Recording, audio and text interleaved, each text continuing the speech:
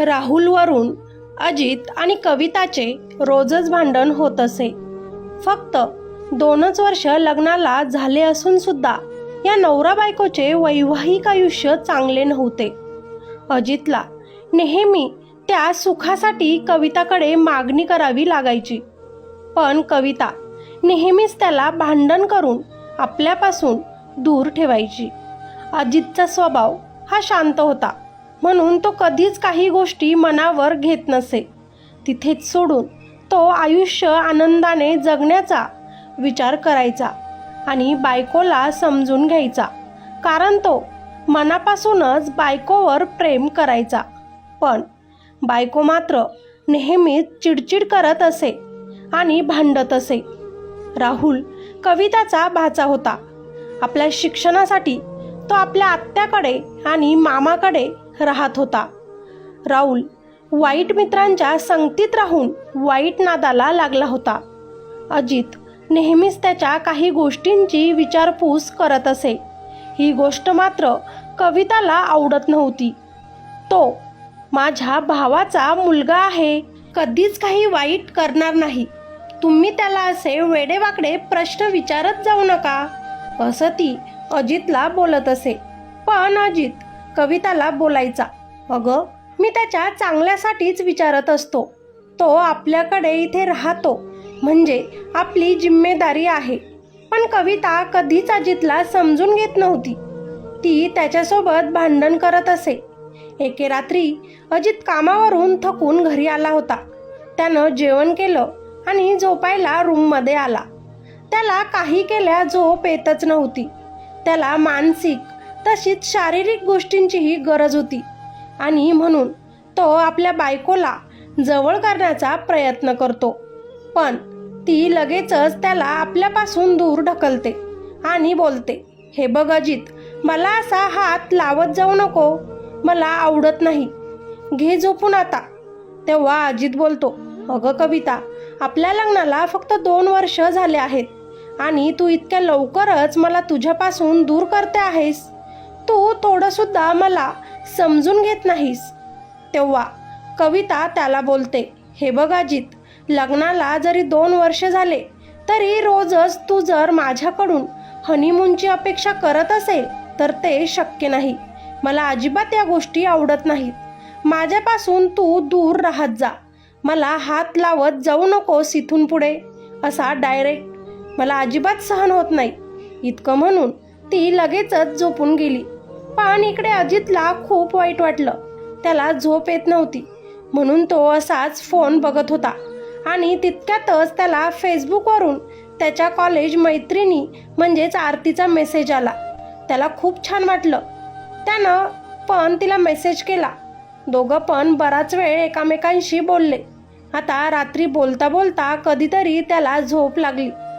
दुसरा दिवस राहुलने आपल्या आत्याकडे 10,000 रुपये मागितले. कविताने त्याला विचारले, अरे पण 8 दिवसांपूर्वी मी तुला पैसे दिले होते ना, तरी परत का पाहिजे? आत्या, मला ट्रिपला जायचं आहे म्हणून पाहिजे, त्यानं सांगितलं. ठीक आहे, मी देते. तोच अजित नाश्त्यासाठी आला. तो कवितावर नाराज होता, पण तरी तो शांततेने नाश्ता करायला बसला. लगेच कविताने त्याच्याकडे पैसे मागितले. का हवेत? त्यानं विचारलं. आपल्या भाच्याला ट्रिपला जायचं आहे म्हणून पाहिजे, तिनं त्याला सांगितलं. आता अजित बोलला, राहुल, तुला आत्ता पैसे दिले होते, तू कुठे खर्च करतोय? तोच कविताने भांडायला सुरू केलं. तुमच्याकडे दुसऱ्यांना द्यायला पैसे असतात, पण माझ्या माहेरच्यांना द्यायला नेहमीच नसतात. त्याला जायचं आहे तर जाऊ द्या ना ट्रिपला. अजित लगेचच तिला समजावत बोलतो, हे बघ कविता, मी त्याला पैसे द्यायला तयार आहे, पण आपण त्याची सगळी काही चौकशी केली पाहिजे ना, की तो कुठे जातो, कधी जातो, कशासाठी जातो, परत घरी कधी येतो, हे आपण नाही मग कोण विचारणार आणि कोण बघणार? जर पुढे मागे काही झालं तर त्याचे घरचे मात्र तुला आणि मलाच नावं ठेवतील की आमच्या मुलाकडे नीट लक्ष दिलं नाही. तो वाईट मार्गाला जात होता तरी कुणी त्याला बोललं नाही. मग काय उत्तर देशील त्या सगळ्यांना? आता कविता बोलते, हे बघ अजित, तो चांगला मुलगा आहे, अभ्यासू आहे, म्हणूनच माझ्या दादाने माझ्याकडे त्याला शिकायला पाठवलं. त्याचा नंबर इथे इंजिनिअरिंगला लागला म्हणूनच पाठवलं ना, नाहीतर कशाला त्याला आपल्याकडे इकडे पाठवलं असतं. अगं हुशार आहे म्हणूनच तुला सांगत आहे, त्याच्याकडे नीट लक्ष देत जा, नाहीतर काहीही अनर्थ घडेल. पण कविता मात्र त्याचं बोलणं नेहमीच दुर्लक्ष करून त्यालाच उलटून उत्तर देत असे आणि आपल्या भाच्याची साईड घेऊनच ती बोलत असे. त्या पण दिवशी त्या दोघांचीही खूप भांडणं झाली. कविता रागातच रूममध्ये जाऊन स्वतःला लॉक करून बसली. इथे आता अजितनेच शांतता घेतली. कविताला तो वारंवार सॉरी बोलत होता.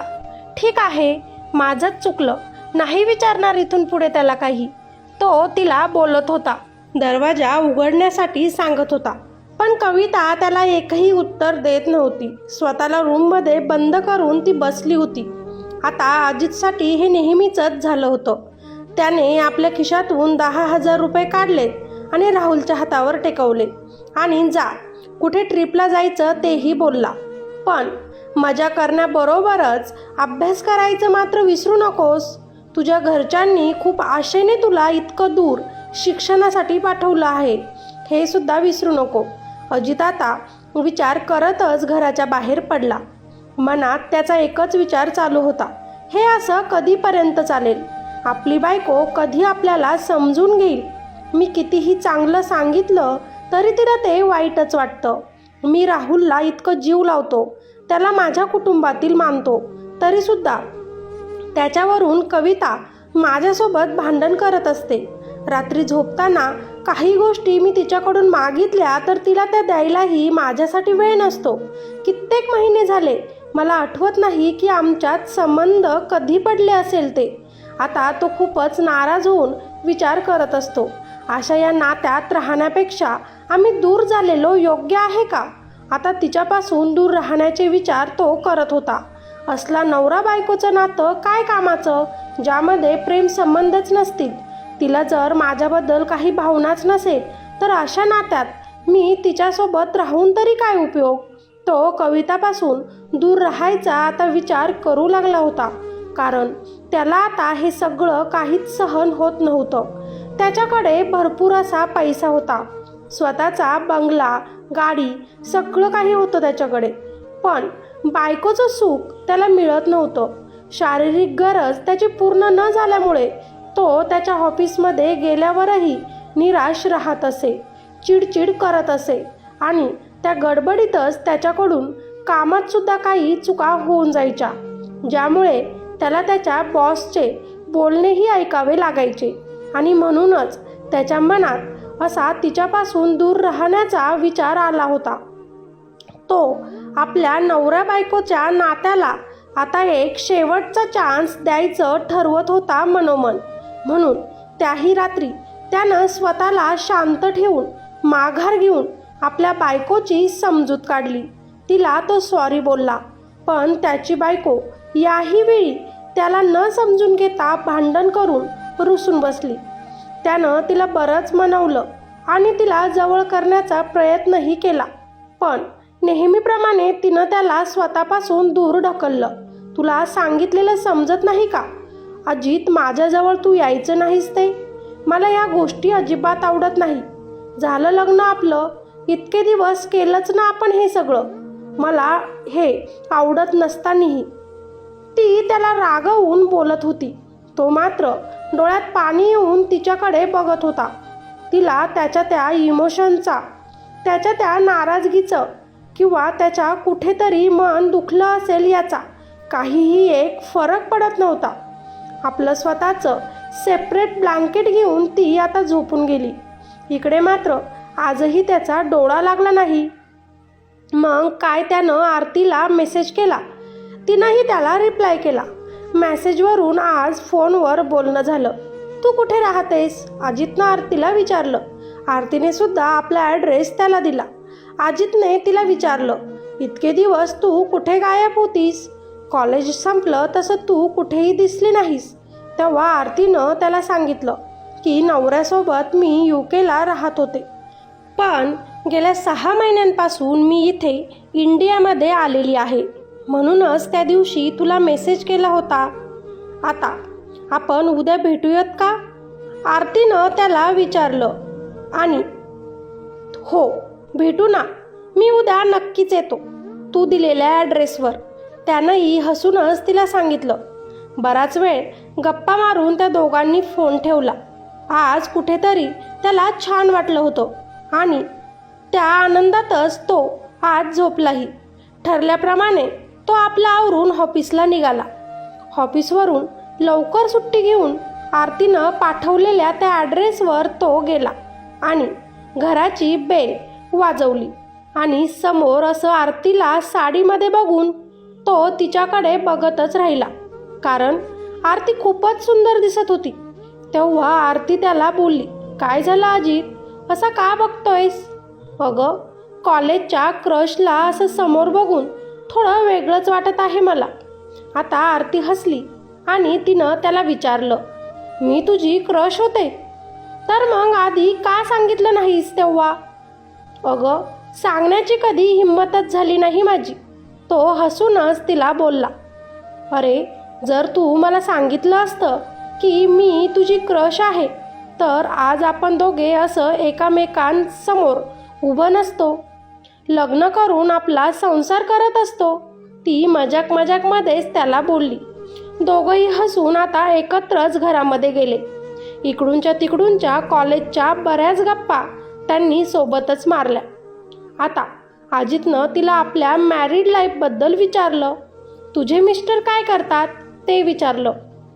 तेव्हा मात्र आरतीचा चेहरा पडला आणि ती अजितला बोलली, लग्न झाल्याबरोबर फक्त 1 वर्ष आम्ही दोघं सोबत होतो. नंतर माझ्यासमोर माझ्या नवऱ्याचं रोहितचं एक्स्ट्रा मॅरिटल अफेअर आले. म्हणजे तो मला चीट करून त्याच्या मैत्रिणीसोबत गेल्या कित्येक वर्षांपासून राहत होता, हे मला समजलं. मग काय, मी त्याच्यापासून दूर इथे राहू लागले.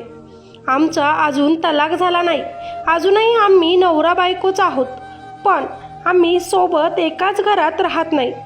रोहित त्याच्या गर्लफ्रेंडकडेच असतो आणि मीही इथे एकटी. अजितला वाईट वाटलं आणि तो तिला लगेचच सॉरी बोलला. आरती त्याला बोलली, मला आता त्या गोष्टींचं काहीही वाटत नाही. मी स्वतःला समजावलं आहे. एकटे राहण्याची आता मला सवयही झाली. उलट रोहितशिवाय मी खूपच खुश राहते. जिथे फिरायचं तिथे फिरून येते, जे खायचं ते खाते, जिकडे जायचं तिकडे जाते. माझ्या मनाची मीच मालकीण आहे आता, म्हणून सॉरी म्हणू नकोस, मी तर खूप खुश आहे. आरती हसूनच त्याला बोलते. आता आरती लगेचच अजितला प्रश्न विचारते, तुझी मॅरिड लाईफ कशी सुरू आहे? मुलं वगैरे झालेत की नाही अजून? खूप मोठ्या पोस्टवर गेला आहेस तू, असं ऐकलं होतं मी आपल्या मित्रांकडून. तेव्हा अजित हसूनच तिला बोलतो, हो, खूप प्रगती केली आहे मी, पण माझी मॅरिड लाईफ इतकी काही खास चालू नाही. अगदी तुझ्यासारखीच माझीही स्थिती आहे. माझी बायको कविता ही नेहमीच माझ्यासोबत भांडण करत असते ग. तिला कितीही खुश ठेवण्याचा प्रयत्न केला तरीही ती त्याच्यामध्ये चुकाच काढत असते. प्रेम तर आता अजिबातही राहिलं नाही आमच्यात. सारखा कसला आणि कसला गैरसमज करते आणि माझे मन दुखवते. तो बोलता बोलता शांत झाला. खरं तर एक चांगले मित्रमैत्रीण जेव्हा भेटतात, त्यांचे मन ते एकमेकांजवळ मोकळं केल्याशिवाय राहत नाही. आरती आणि अजित पण कॉलेजमध्ये चांगले मित्र आणि मैत्रीण होते. त्याला आरती तेव्हा खूप आवडायची, पण त्याचा स्वभाव असा शांत होता, म्हणून त्यानं तिला कधीच विचारलं नाही. आणि आज अशा प्रकारे ते दोघंही भेटले होते आणि आज त्याला त्या गोष्टीसाठी खूपच पश्चाताप होत होता. काश त्यानं तेव्हा आरतीला प्रपोज केलं असतं, तर आज ती त्याची बायको असती. दोघांमध्येही प्रेम असतं, दोघांचाही संसार सुखात चालू असता. हाच विचार त्याच्या मनामध्ये येत होता. दोघंही मित्रमैत्रीण खूप दिवसांनी भेटल्यामुळे बऱ्याच गप्पा मारून तो आता तिला बाय करून आपल्या घरी निघाला.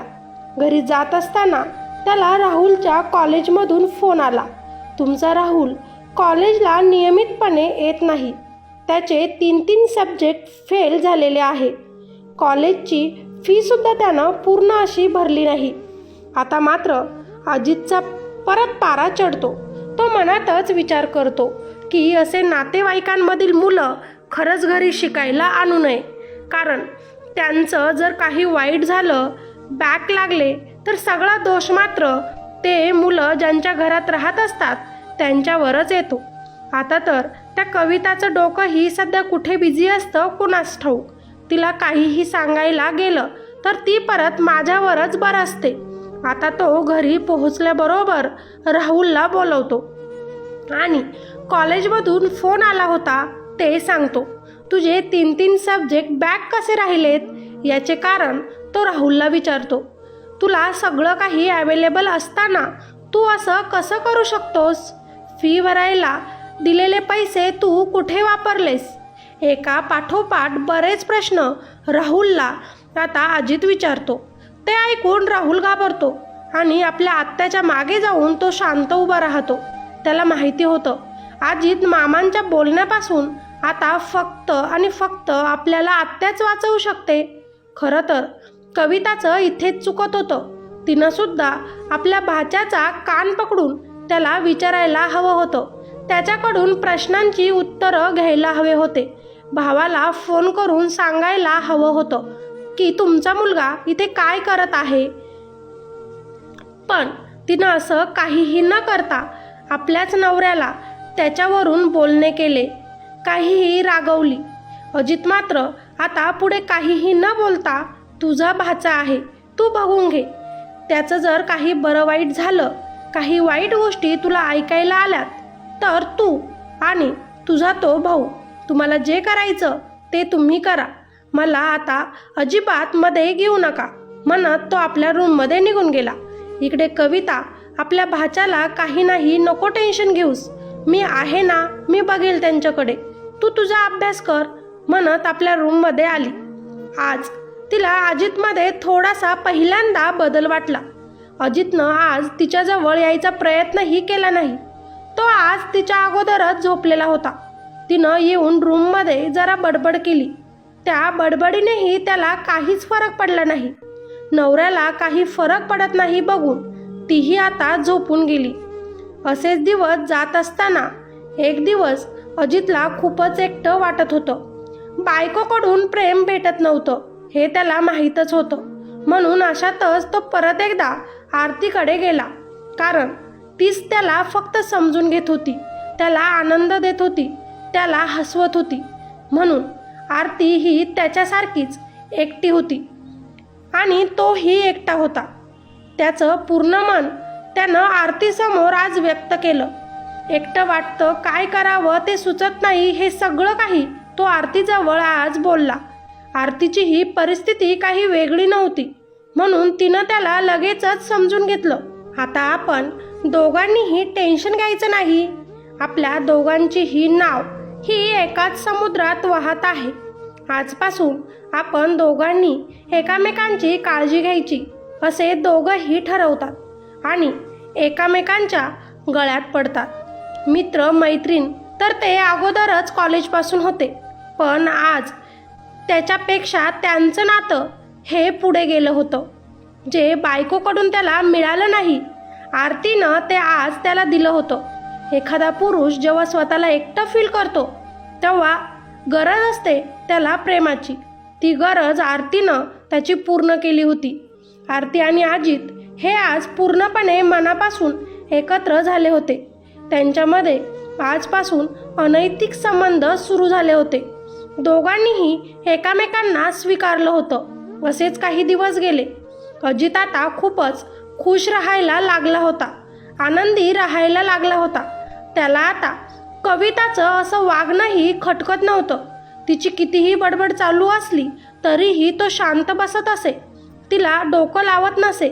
जे करायचं ते कर असं म्हणत असे. त्याला तर वाटायला लागलं होतं की त्यानं आरतीसोबत लग्न करावं आणि कविताला तलाक द्यावा, पण ही गोष्ट त्यानं अजून आरतीला बोलून दाखवली नव्हती, पण लवकरच तो आरतीला लग्नासाठी आता विचारणार होता. एक दिवस कविता आणि राहुल हे कुणाच्या तरी लग्नासाठी गेले होते, म्हणून अजित आरतीला आपल्या घरी घेऊन आला. तिचं घर बघून आरती तर फारच खुश झाली. इतकं मोठं घर, बापरे किती छान, ती बोलू लागली. हे घर आता आपलंच आहे, अजित आरतीला बोलू लागला. तेव्हा आरती त्याला बोलली, म्हणजे अजितनं आता आपल्या मनातलं तिला सांगितलं. मीही माझ्या लग्नात खुश नाही आणि तूही तुझ्या लग्नात खुश नाही, पण आपण दोघे एका संबंधात अडकलो आहे. एकामेकांवर आपण दोघंही प्रेम करतो, तर दोघेही आता आपल्या पार्टनरला तलाक देऊन टाकू आणि आपण दोघंही लग्न करू. कारण माझं तुझ्यावर खूप जास्त प्रेम आहे. तूच आता माझ्यासाठी सगळं काही आहे. कारण कवितासोबत आता मी राहू शकणार नाही. जिथं प्रेम नसतं ना, तिथे एकत्र राहून उपयोग नाही. तो आपलं मन तिच्यासमोर व्यक्त करतो. तिलाही फारच आनंद होतो, कारण तिलाही इतका प्रेम करणारा नवरा जो मिळणार होता. पहिल्या नवऱ्यानं तर तिला धोका दिला होता आणि अजित तिच्यावर इतकं सारं प्रेम करत होता, म्हणून ती लगेचच त्याला लग्नासाठी होकार देते. पण तलाकबद्दल मला माझ्या पार्टनर रोहितसोबत आता बोलावं लागेल हेही सांगते. एखादा आठवडा आपण विचार करूया आणि मग लग्न, असं दोघंही ठरवतात आणि तोच अजित तिच्या जवळ जाण्याचा प्रयत्न करतो. आज घरात कोणीच नाही असं बोलतो. ते सगळं काही विसरून प्रेम करायला सुरूच करतात की घराचा दरवाजा उघडतो. राहुल आपल्या डोळ्यांनी आपल्या अजित मामाला आणि त्याच्यासोबत एका सुंदर अशा स्त्रीला बघतो.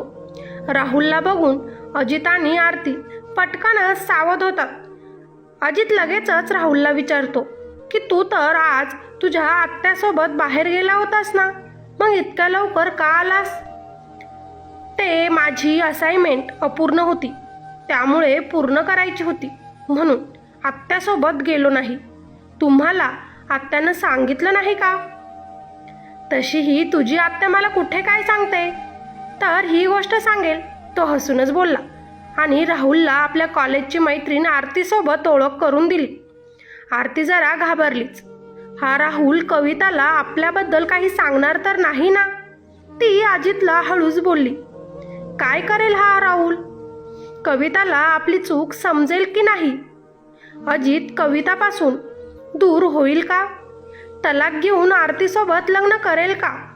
आरतीचा नवरा आरतीला इतक्या सहजासहजी अजितचं होऊन देईल का? की वेगळंच काही यांच्या नशिबात होईल? हे सगळं काही आपण पुढे स्टोरीमध्ये बघूया. काय काय घडू शकतं हे बघण्यासाठी स्टोरी शेवटपर्यंत नक्कीच बघा आणि स्टोरी आवडत असेल तर आत्ताच लाईक नक्की करा. चला तर मग सुरू करूया आजच्या आपल्या या कथेला. कविता आणि अजित या दोघांचे लग्न होऊन आता 2 वर्ष झाले होते. त्यांचं अरेंज मॅरेज झालं होतं. कविता अजितच्या नात्यातीलच एक मुलगी होती. लग्न झालं तसे तो तिला आपल्यासोबत पुण्याला घेऊन आला होता. स्वतःचं घर होतं त्याचं पुण्यात. अजित पुण्यात एका मोठ्या IT कंपनीमध्ये काम करत होता. कविता आणि अजितचे वैवाहिक जीवन इतकं काही चांगलं चालू नव्हतं. लग्नानंतर काही महिने कविता अजितसोबत चांगली राहत होती, पण जशी जशी ती त्याच्यासोबत त्याच्या घरात राहायला लागली तशी तशी ती बदलत चालली होती. ती दिसायला सुंदर होती. नवरा चांगल्या कामाला असल्यानं घरात तिला कशाचीच काही कमी पडत नसे. सगळं काही सांगण्यापूर्वीच अजित घरात आणत असे. तो तर कविताला सुद्धा खूपच जीव लावत असे, पण कधी कधी तो खूपच नाराज व्हायचा जेव्हा कविता त्याला आपल्या जवळ येऊ देत नसे. खरं तर कविता त्याच्यासोबत खूप चांगलं राहायची, पण झोपायचं नाव काढलं की ती त्याला आपल्या जवळ येऊच देत नसे. तुला रोज रोज तेच लागतं किंवा काहीतरी वाईट बोलून ती अजितचे मन दुखवत असे. अजित मनाने खूपच चांगला होता. तो जास्त मनावर घ्यायचं नाही. लग्न झाल्यावर एखाद्या वर्षानं अजितला कविताच्या भावाचा फोन आला की त्याच्या मुलाचं ॲडमिशन पुण्यातीलच एका इंजिनिअरिंग कॉलेजमध्ये झाले आहे, तर त्याला एखादा महिना तुमच्या घरी ठेवा.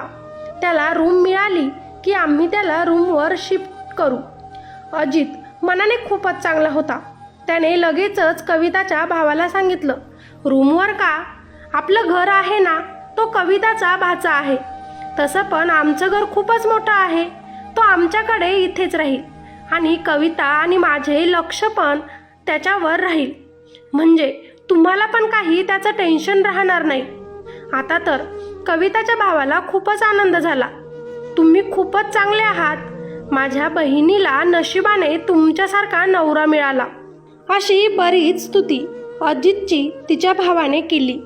आता कविताचा भाचा राहुल पुण्याला त्यांच्या घरी राहण्यासाठी आला होता. अजित आणि कविता दोघंच असायचे आधी. आता राहुल आल्यानं त्यांच्या घरात मस्ती मजाक होत असे. कविता आपल्या भाच्याला खूपच जीव लावत असे आणि अजित पण त्याला जे काही लागेल ते आणून देत असे. त्याला ऑफिसला जाताना तो कॉलेजला सोडून देत असे. पण राहुल मात्र पुण्यात आल्यावर वाईट संगतीत केला होता. वाईट मित्र त्याचे झाले होते. तो खेड्यातील मुलगा होता. त्याला शहराची जास्त ओळख नव्हती. पण शहरात आल्यावर कॉलेजला गेल्यावर तिथलं पाणी मात्र राहुलला लागलं होतं. ते म्हणजे संगतचा असर म्हणतात ना, तसं. अजित तर जॉबवर असायचा, त्यामुळे त्याचं जास्त लक्ष राहुलवर नव्हतं आणि कविता पण डोळे झाकून आपल्या भाच्यावर विश्वास ठेवत असे. त्याने जर कधी पैसे मागितले तर ती त्याला काहीच न विचारता देऊन टाकत असे. पण अजितला तिची ही गोष्ट अजिबात आवडत नव्हती. त्याचं म्हणणं असायचं, तू पैसे दे, पण कशासाठी लागतात त्याला ते विचार. कोणती एक्झाम आहे, कशासाठी गरज आहे, हे सगळं विचारूनच तू त्याला पैसे देत जा. त्याला आपल्या भरवशावर इकडे पाठवलेले आहे. तो वाईट वळणावर गेला नाही पाहिजे. पण कविता मात्र आपल्या नवऱ्याला उलटून उत्तर देत असे, मला माहिती आहे माझा भाचा कसा आहे ते. त्याला नेहमीच कामानिमित्तच पैसे लागत असतात. तो इकडे तिकडे कशातही लक्ष देत नाही. आणि जर तुम्हाला पैसे द्यायचे कंटाळा येत असेल तर देत जाऊ नका. माझी मी सगळं काही ॲडजस्ट करेल. म्हणून ती उलटून आपल्याच नवऱ्याला बोलत असे. पण राहुलकडे नीट विचारपूस कसलीच करत नसे. आणि याचाच फायदा राहुल सुद्धा घेत होता, कारण त्याला त्याच्या आत्याचा पूर्णपणे सपोर्ट होता. अजित आणि कविता लग्नाला जरी 2 वर्ष झाले होते तरी त्यांच्या लग्नाला बरेच वर्ष झाले असं त्यांच्याकडे बघून वाटत होतं आता. कारण कविता आपल्या नवऱ्याकडे अजिबातही लक्ष देत नव्हती. ती सारखं त्याच्यासोबत भांडण करत असे. कोणत्याही गोष्टीवरून त्याला डोकं लावत असे. या सगळ्या गोष्टींना अजित खूप कंटाळला होता. आणि अशातच त्याची कॉलेजची मैत्रीण आरती ही त्याच्या लाईफमध्ये एंट्री घेते. घरातील बायकोच्या भांडणाला कंटाळून बायको शारीरिक गोष्टी पण पूर्ण करत नव्हती म्हणून निराशा होती त्याच्या जीवनात. आणि अशाच मध्ये तो आरतीच्या जवळ गेला आणि त्याचे तिच्यावर प्रेम झाले. दोघांनी पण लग्न करण्याचे ठरवले होते आता. आरतीचा नवरा रोहित हा खूपच लालची होता. आरती त्याच्या पूर्ण प्रॉपर्टीमध्ये 50% मालकीन होती. पण आरतीच्या नशिबात जसा अजित आला तसे तिनं आपल्याला तुझ्याकडून काहीच नको, राहतं घर सोडून आणि तलाक सोडून, असं तिनं रोहितला सांगितलं. रोहित पण जरा विचार करत की कुठलीही माग न करता ही जर मला तलाक देत आहे तर देऊन टाकूया म्हणत कागदपत्र बनवतो. पण ज्या घरात ती राहत होती हे सुद्धा रोहितला तिला द्यावंसं वाटत नव्हतं. आता आरती आणि रोहितचा तलाक 6 महिन्यात होणार होता. आरती जेव्हा कोर्टमधून घरी येत होती तेव्हा तिनं राहुलला काही वाईट मुलांसोबत नशा करताना बघितलं, त्यांना पैसे देताना बघितलं आणि तिनं लगेचच अजितला फोन करून ही गोष्ट सांगितली. अजित पण रागातच घरी आला आणि राहुल इकडे ये म्हणून आवाज देऊ लागला. राहुल कुठेच नव्हता म्हणून अजितनं त्याची बॅग खोलून बघितली तर खरंच त्यामध्ये ड्रग्स पाऊच होत्या. अजित खूपच चिडून आता त्याला आवाज देऊ लागला.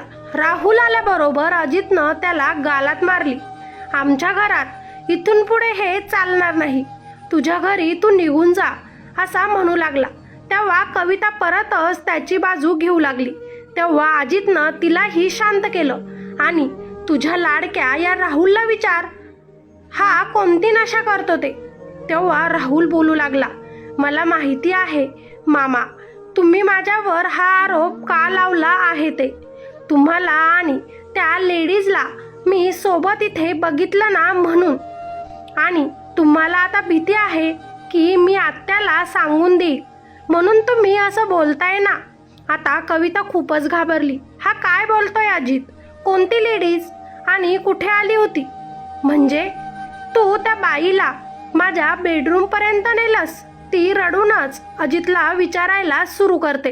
तेव्हा अजित तिला बोलतो, हे बघ कविता, ती माझी मैत्रीण होती. आम्ही कॉलेजमध्ये मित्रमैत्रिणी होतो. बाकी तुला काही सांगावं अशी मला तरी आता गरज वाटत नाही. आणि आता तुझ्या या भाच्याला जे करायचं ते कर. मला तुमच्या या मॅटरमध्ये पडण्यात पण इच्छा नाही. असं म्हणत तो तिथून निघून गेला.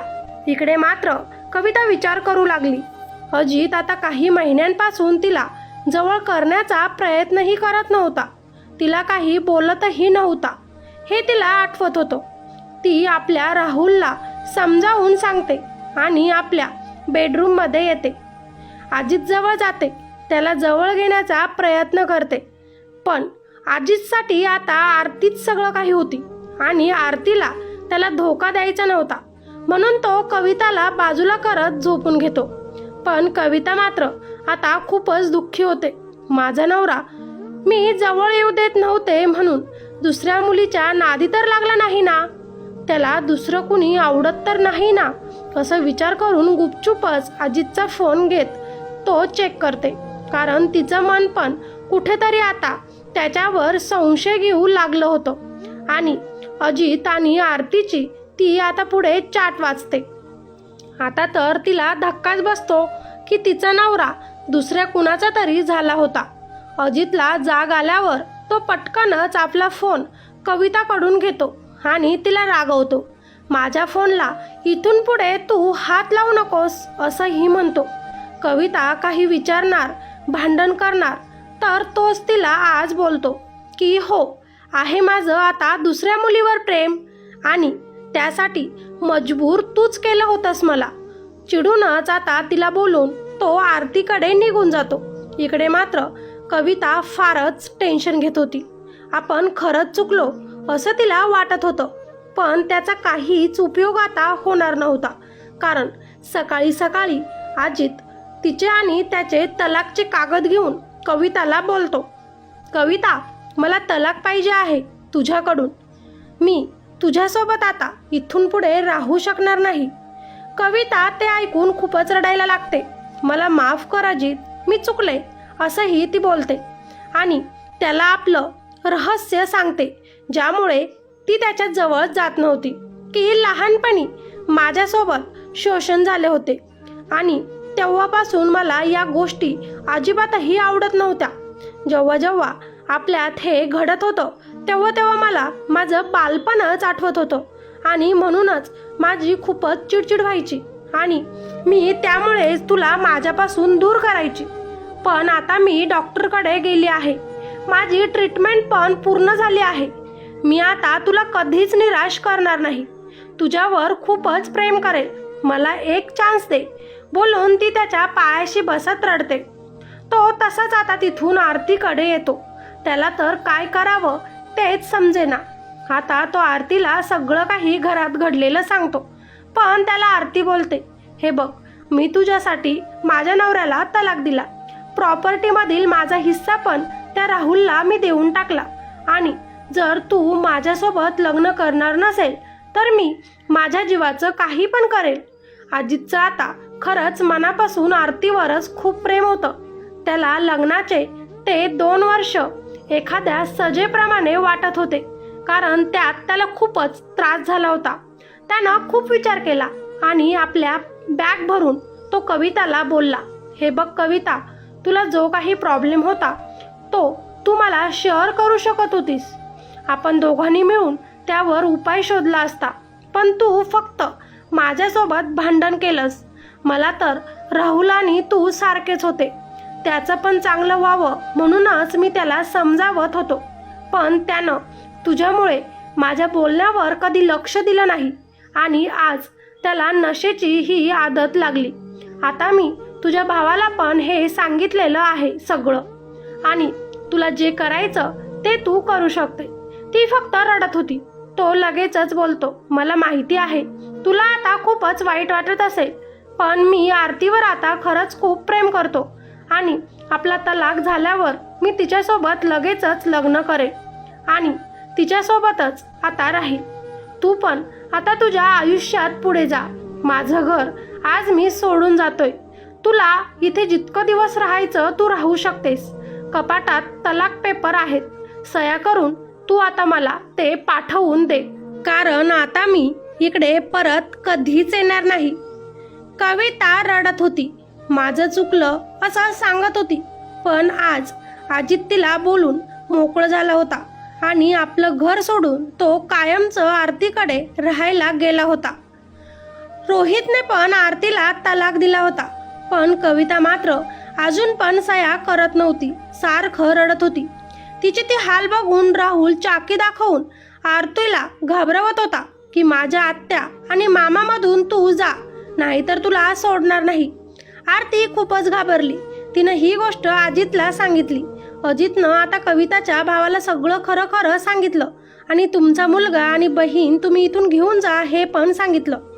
कविता पण दुसऱ्या दिवशी आरतीला भेटून म्हणत होती, तुला जे लागतं ते मी देईन, पण माझ्या नवऱ्याला सोडून जा. माझा अजित माझाच आहे. तेव्हा आरती बोलते, हे बघ कविता, तुझा नवरा स्वतःहून माझ्याकडे आला होता आणि आता तर आम्ही लग्न पण करणार आहोत, पण मी तलाक नाही दिला तर कसं लग्न करेल तो? कविता आरतीला बोलते, जरी तू तलाक दिला नाही तरीही मी आरतीसोबत तसंच आयुष्यभर राहील, पण त्या घरी तू असताना मी परत येणार नाही. तुला प्रेम काय असतं ते समजत नाही. आता मी फक्त माझ्या आरतीवरच प्रेम करतो. तू चालती हो. तो कवितावर जोराचा ओरडला. आज पहिल्यांदा अजित कविताला असा ओरडला होता. नाहीतर नेहमी ती ओरडत असे आणि तो शांत होऊन तिचं सगळं काही सहन करत असे. तिची चूक आता तिच्या लक्षात आली होती, पण वेळ निघून गेली होती. आयुष्यात सगळं काही वेळ गेल्यावर समजून घेणं उपयोग नसतो. आधीच जर डोळे उघडले असते तर आज तिचा नवरा तिच्या जवळ असता. आता राहुलला त्याचे आई वडील घरी घेऊन जातात आणि तो तुझ्यामुळेच बिघडला हे कविताला तिचा भाऊ बोलतो. वेळीच जर दाजींसारखे तू त्याला रागवली असती तर तो वाईट मार्गांवर जाण्यापासून वाचला असता आणि तुझ्या वैवाहिक जीवनाचं तू स्वतः वाटोळं केलं. आता कर जे करायचं ते, म्हणून भाऊ पण राहुलला घेऊन निघून गेला. आता त्या मोठ्या घरात फक्त एकटी कविताच होती. खूप विचार करून ती त्याच घरात आपल्या नवऱ्याची वाट बघत होती. पण इकडे अजित आरतीला सोडून तिच्याकडे जायला तयार नव्हता. खूप कोर्ट कचेरी करून त्यांचा शेवटी तलाक झाला आणि मग आरती आणि अजितनं लग्न करून दोघं पण आज सुखी संसार जगत आहे. एक हसतखेळत कुटुंब त्यांचं आहे. एक मुलगा एक मुलगी पण झालेत त्यांना. त्यांची प्रगती तर आरती त्याच्या जीवनात आल्यावरच अजून झपाट्याने वाढली होती. त्यानं ते रोहितचं घर पण सोडून दिलं आणि आपल्यासाठी पहिल्याही घरापेक्षा मोठं घर खरेदी केलं आणि तिथेच आनंदाने ते राहू लागले. इकडे मात्र कविता पूर्णच एकटी पडली होती त्या घरात. माहेरी राहून पण तिला समजलं होतं की नवरा आयुष्यात किती महत्त्वाचा असतो ते, म्हणून ती माहेरी न राहता आता तिच्या त्या घरी परतली होती, जिथं फक्त तिच्या भांडणाचा आवाज आजही गुंजत होता. आयुष्यात किती मोठी चुकी आपण केली आहे आज, त्याचमुळे आपण एकटं पडलो आहोत हे तिला जाणवत होतं. पण वेळ आणि काळ कुणासाठीही थांबत नसतो. कविता आजही आपल्या अजितची वाट बघत तासनतास दरवाजात उभी असते, पण आता तो तिच्याकडे कधीच येणार नाही. जर हीच गोष्ट आधी केली असती तर तिचं आयुष्य खूप वेगळं असतं. हस्तखेळतं कुटुंब तिचंही बनू शकलं असतं जर तिनं नवऱ्याला समजून घेतलं असतं तर, आणि दिवसातून पूर्ण भांडण करून का होईना एक शब्द त्याच्यासोबत प्रेमाने बोलली असती तर. शेवटी आयुष्य आहे चालायचं, कर्म परतून आपल्याकडेच येत असतं हे या कथेतून समजतं. या गोष्टीचं तात्पर्य नवरा बायकोने एकामेकांना समजून घेतलं पाहिजे. मानसिक तसेच शारीरिक गरजाही एकमेकांच्या पूर्ण केल्या पाहिजे. प्रयत्न फक्त एकट्याने करून चालत नसतात. दोघांनीही प्रयत्न केले की संसार सुखाचा होतो. आणि हो, जर कवितासारखे तुम्ही पण वागत असाल तर काळजी घ्या आत्ताच. आपले नाते सांभाळा. तुम्हाला काय वाटतं, कोण चुकलं आहे? तुमचंही मत मला कॉमेंटमध्ये नक्की सांगा. स्टोरी आवडली असेल तर लाईक नक्की करा. आणि हो, चॅनलवर नवीन असाल तर सबस्क्राईब नक्कीच करा. अशाच नवीन नवीन कथा ऐकण्यासाठी. धन्यवाद.